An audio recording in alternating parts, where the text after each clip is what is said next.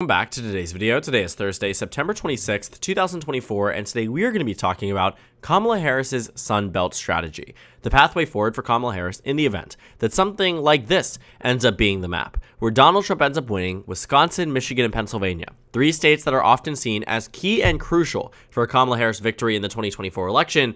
And this circumstance and this pathway to 270 would rely on not going through any of these three battleground states, but instead seeking elsewhere for support and overall numbers to meet that magic number of 270 electoral votes. Now, starting off with Donald Trump winning in the Rust Belt region, Wisconsin, Michigan, and Pennsylvania, this is a pretty difficult thing for Kamala Harris to really overcome in this election cycle. A big reason for that: this is where she is often slated to do the best when it comes down to a national forecast. FiveThirtyEight giving her just a 56% chance at winning the election, and it lies through, guess what, those three battleground states. Wisconsin, a 59% chance, Michigan, a 61% chance, and Pennsylvania, a 55% chance. So what happens if we're back in a 2016 type of scenario where the states are shifting a lot more to the right and the Sun Belt is shifting a lot more towards the left? What would it look like, and what would the visualizations be for this election? Now, to first start off, Wisconsin, Michigan, and Pennsylvania, despite being safe red in the characterization right now, will in fact not be safe Republican states. At most and at best for Donald Trump, he will win these states by just under 5 points in the best case scenario for the former president. And so that means that all of these characterizations, at best for Donald Trump, will be lean Republican states. That's it. Sorry, my Google Calendar just went haywire for a moment if you heard that. But again, Wisconsin, Michigan, Pennsylvania, all lean Republican at most. And honestly, in a scenario like this, for it to be conducive to a Kamala Harris victory, it would require states like Michigan to be tilt red rather than lean red. But the rest can pretty much stay the same. To build out what the surrounding states might look like, we have to first acknowledge there are safe states on both sides of the aisle, which means it really doesn't make a difference when it comes down to these states. States like California and Illinois and Maryland are going to be safe blue, and that's just how it's going to go. Republicans are also going to have their own same set of safe states that they're going to win. Chances are, if Donald Trump is winning in these states, he's probably doing well elsewhere. Just for the sake of keeping things pretty consistent across my characterizations and my ratings, I'm going to keep some of these states as likely red. But ultimately, what we know about the states is that Donald Trump probably would have to be winning in a majority of these states and doing quite well across the map in order to be winning Wisconsin, Michigan, and Pennsylvania in totality. But even then, there still is a pathway forward for Kamala Harris, and we're really going to explore that. And so what I want to do right now is characterize the states and finish up, wrapping up those likely states, and really just diving deep into these 162 electoral votes. Now, Kamala Harris still has some likely states outstanding. I absolutely think that because Tim Walz is on the ticket and because of his high approval in the state of Minnesota, that state is undoubtedly going to be likely blue. And it would be required for Kamala Harris really to win on the national map.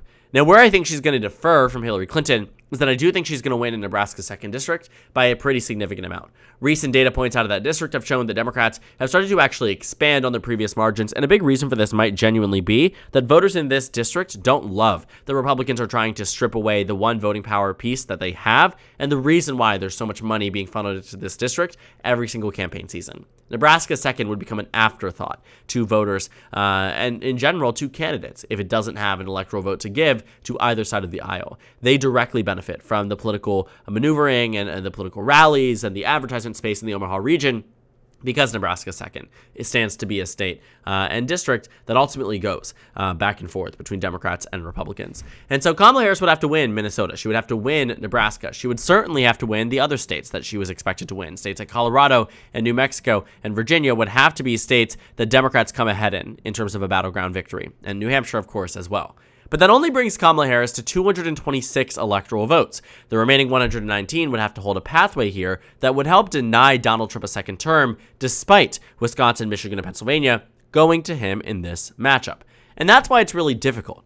Because what we know about these maps and about these states is that if these three states are going to Trump, chances are almost every other state that I've yet to characterize thus far is going as well. But this is really just engaging with a hypothetical scenario that allows Kamala Harris to win the election while not going through the Rust Belt states. Something that seems near impossible today that actually might be a reality should we end up in that position this November, and it's not something that is entirely out of the realm of possibility.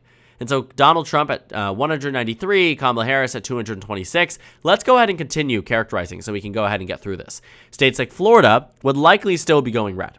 And honestly, so would states like Texas. And so here we are. We're down to 226 electoral votes for Kamala Harris to 263 for Donald Trump. Now, you might be able to see the easy pathway forward. The remaining 4 electoral votes, or remaining 4 states with electoral votes, do have to be cast for Kamala Harris in order for her to win the election.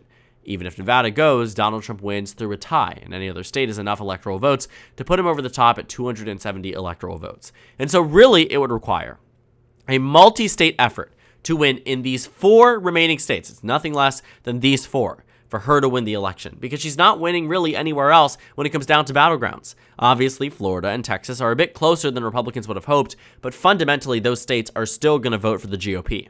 The same might not necessarily be said about Nevada, Arizona, Georgia, and North Carolina. And where I think Kamala Harris would really start with her strongest performance would be in the state of Nevada, where she'd likely have to run even with that of Hillary Clinton and Joe Biden in this state in order to win the election.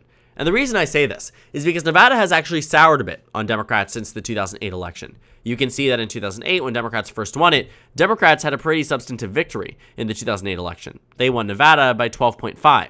Then 4 years later, they won it by 6.7. Then 4 years later, they won it by 2.4. And then 4 years later, it narrowed slightly but remained at 2.4. For Kamala Harris to win the election, she probably has to win Nevada by 2, 3, maybe even 4 points, given some of the swings we're seeing in the Rust Belt. Thus, Nevada would be a state with its 6 electoral votes that would give Kamala Harris that upper hand when she characterizes the rest of these 3 states as Democratic states for this map. The next state I would believe to go towards Democrats would be the state of Arizona, which is currently set to hold an abortion referendum combined with a really strong Senate race for Democrats across the ballot. Now, Nevada and Arizona very much do vote together as well. 2016 might have been an exception in 2012, but recently these two states have been more in cahoots when it comes down to competitive nature and competitive elections in general. Democrats, again, if they're winning in Nevada, probably are winning in Arizona, and certainly is the case vice versa. But it still isn't enough to put Kamala Harris over the finish line. 243 electoral votes is not the best performance when it comes down to what Kamala Harris can and likely will do in the election cycle. And that's where Georgia and North Carolina come in. Now, I've been struggling for a while, figuring out, will North Carolina vote to the left of Georgia? Will Georgia vote to the left of North Carolina? Will either of these 2 states really be far more left-wing or right-wing than each other? And what I think I've come to understand based on recent data points, based on national investments, based on what we've seen at rallies and enthusiasm and interviews across North Carolina and Georgia in itself, I believe that North Carolina will likely vote to the left of Georgia in this election cycle. And in order for that to happen, it would require North Carolina and Georgia to be both tilt Democratic states. And that's it. Georgia, North Carolina, Arizona, and Nevada. 3 out of the 4 were already won by Biden in the last election. And this would be a map here, denying Donald Trump the presidency despite winning those 3 Rust Belt states, despite winning Wisconsin, Michigan, and Pennsylvania, because Lord knows that we will see a map with a very different outcome than this. But what we will also likely see is Donald Trump flipping a state that Hillary Clinton won in 2016, potentially, but certainly a state that Biden won in 2020. And that should be really daunting, and I'm sure really is daunting for national Democrats. As they look at maps like these, as they look at circumstances like these, they are constantly tabulating, they are constantly calculating, they are constantly trying to figure out the path to 270 for their candidate, and in this case, there are multiple pathways forward, but a more probable one than the others, and it's not this map. Regardless, though, 275 to 263 is good for Kamala Harris. It certainly is a bit better than winning exactly at 270 because just one rogue, faithless elector really could change the balance of power when it comes down to the presidential election. And so Kamala Harris winning 275 electoral votes would give enough of a cushion for some faithless electors, which we historically don't see, but in 2016 did see. We saw it on the Republican side and the Democratic side. About 2 Republicans moved away from Donald Trump. 5 Democrats moved away from Hillary Clinton. The actual electoral vote tally was 304 to 227. But here we are, 275 to 263. Wisconsin, Michigan, and Pennsylvania still Republican states, but Democrats clear in the Sunbelt region. And in terms of feasibility, I think this is a map that might be possible in 4 years' time.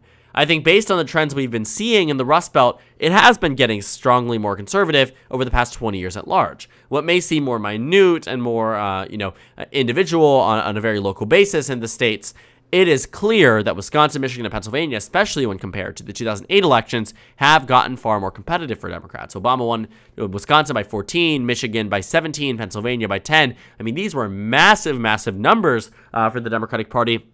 While Donald Trump very much walked it back 8 years later, at the same time, the trend here wasn't just Donald Trump. It was likely for years to come. And so when you look at population growths and surges in the Phoenix metro area and the Atlanta metro area, Atlanta, the fastest growing city sprawl that we have seen really in a while and the fastest growing right now, according to governmental data points, that's good news for Democrats. Why? Because what are we seeing? More minorities moving in, more women moving in.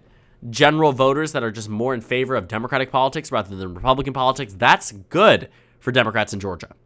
Arizona is also growing. The Phoenix area is massively growing as well. You're starting to see more investments from the tech space, starting to see more investments from the entrepreneurship space into states like Arizona. These things are getting better.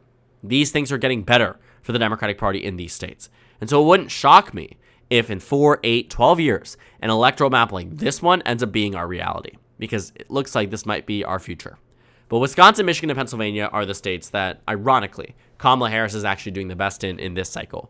And I think a big reason for that is just because of its Democratic legacy. But time will likely fade the relationship between Democrats and Republicans, and voters in Wisconsin, Michigan, and Pennsylvania, especially as more voters move out of areas like Milwaukee and Detroit and Philadelphia and opt to move elsewhere. States like Arizona, Texas, Georgia, North Carolina, Florida even. And so I think for right now, what we can say is that Kamala Harris has a pathway forward without the Rust Belt. It may not be an easy one, and it may not be the one that is the most favorite, because I'm sure those Rust Belt voters love to see the involvement from presidential candidates. But it is a hypothetical, and that's really all that it is. It is mapping the potential pathways for Vice President Kamala Harris to win the presidency, despite not winning the Rust Belt, and often very much referred to blue wall. The Democrats are expected and needed to win in historical elections in order to win the election cycle.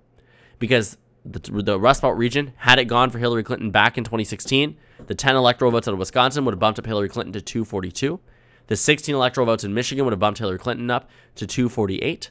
And then what you would see there, 20 electoral votes in the state of Pennsylvania, that would bring Hillary Clinton to 268 electoral votes. That would be really, really good for the National Party. And I think Democrats really recognize that overall, what has been a very, very difficult 4 years under Donald Trump was something that was, pretty much because they couldn't find a pathway forward without the Rust Belt region. And that matters for future races. That matters in the grand scheme of things. That matters, not 268, rather, 278. I just realized that I completely messed that up because there wouldn't be an electoral college victory there, but 278. Hillary Clinton wouldn't have been president.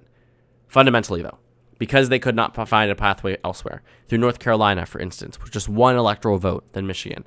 Through Georgia, through Arizona, through pathways that could have provided Secretary Clinton 270 electoral votes. When you add in the 11 from the state of Arizona, you add in the 16 from Georgia, you add in the 15 from North Carolina, it's the same story. While the results today and the maps today may be much more conducive to a Democratic victory in the Sun Belt now, it goes to show the Rust Belt is not the only pathway to 270. There are many unique pathways that Kamala Harris will likely take should she win the election to get to the presidency. But to get there, you can see a map like this is probably the likeliest outcome if Donald Trump is able to win Wisconsin, Michigan, and Pennsylvania again for the first time since 2016. Might be a difficult task for Republicans, might not be. But Democrats have a contingency. They have a pathway, and it isn't easy and it isn't likely, but it is something that provides just meaning to the Sun Belt region and the Democratic Party's investments and what they might be able to do in years to come when it comes down to presidential elections. And so overall, what this map would look like: Wisconsin, Michigan, Pennsylvania, red; North Carolina, Georgia, Arizona, and Nevada, blue. Democrats can't afford to lose any one of those states. If they lose Nevada, it goes to a tie, which goes to the House of Representatives, which would elect Donald Trump. And so it's a lose-lose situation for Democrats, if they're looking at it through the lens of, they don't want to focus on the Sun Belt because they don't think it's worth it, but they also don't want, Donald Trump to be president, whatever it might be. All these different things here. The Sun Belt region absolutely matters. It's exceptionally important, and Democrats know just how important it is when they look at maps like these that are saying, in the near future, if not this cycle, the pathway may no longer be through the Rust Belt as it was for decades prior, but now through the Sun Belt, and a possibility of winning through alternative methods of victory that Democrats never really have expected or worked for before, that they are now employing in this election cycle. So thank you guys so much for watching this video. Make sure to comment down suggestions below. Subscribe on the left if you haven't already, and check out the Instagram and Twitter. At the top left of the screen, there's also a Discord server if you go ahead and join. On the screen, there's a video you can watch, and then a playlist for my 2024 presidential election analysis videos. Again, thank you guys so much for watching, and I will see you all tomorrow.